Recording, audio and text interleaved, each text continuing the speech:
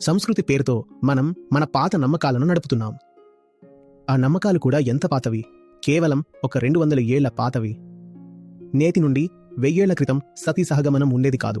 అది ఈ మధ్యకాలంలో వచ్చిన విషయం. ఆ తర్వాతే సతీ సంప్రదాయం అనేది మొదలైంది.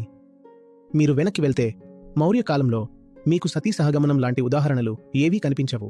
ఆ సమయంలో ఇంతటి కుల వివక్ష కూడా ఉండేది కాదు. చంద్రగుప్త మౌర్య ఎవరు? సవర్ణుడా, బ్రాహ్మణుడా, లేక క్షత్రియుడా? కాని ఆయనే మగధ సామ్రాజ్యానికి రాజు. మనం డయోజెనిస్ గురించి మాట్లాడుకుంటున్నాం కదా. అలెగ్జాండర్ను ఎవరు వెనక్కి పంపారు?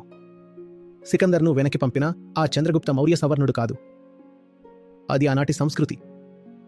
మీకు సంస్కృతే కావాలంటే అంత వెనక్కి వెళ్ళండి మరి. సరే, అయితే నేరుగా వేదకాలానికే వెళ్దాం.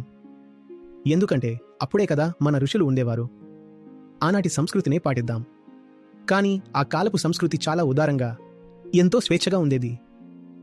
ఆ సంస్కృతిని గనక మీరిప్పుడు తీసుకువస్తే మిమ్మల్ని నాస్తికులని, సమాజ విరోధులని, మతద్రోహులని, దేశద్రోహులని అంటారు. అన్నీ మీ మీద రుద్దుతారు. మొత్తానికి భారత్లో మనం ఒక పెద్ద తప్పు చేశాం. మన సంస్కృతిని మన పాత సంప్రదాయాలకు మరియు అలవాట్లకు బానిసగా చేసేశాం. దాన్నే మనం గొప్పతనం అనుకుంటున్నాం. సంస్కృతి దేని నుండి ప్రేరణ పొందాలి? తత్వశాస్త్రం నుండి, అసలైన ధర్మం నుండి. కానీ మన సంస్కృతి దేని వెనుక వెళ్తోంది? మన పాత నమ్మకాల వెనుక. ఒక 100 ఏళ్ల క్రితం జరిగిన దాన్నే మనం సనాతన సంస్కృతి అంటున్నాం. నిజానికి సంస్కృతి ఎన్నటికీ సనాతనం కాదు. సంస్కృతి ప్రతిరోజు మారుతూనే ఉంటుంది. సంస్కృతి పేరుతో ఇదంతా ఇప్పటికీ నడుస్తోంది.